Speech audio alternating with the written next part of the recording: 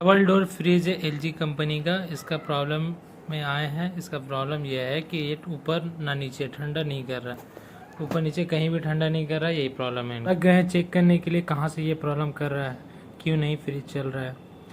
फिर अपना ब्रैकेट खोल के नीचे वाला देख लिए हैं। उसके बाद यहाँ से फ़ैन चेक कर लेते हैं कि फ़ैन चल रहा है कि नहीं। उसके बाद ये चला कि कंप्रेसर ऑन ही नहीं हो रहा। उसके बाद रिले और ओवरलोड चेक कर लेते हैं कि ओवरलोड और रिले सही है कि नहीं।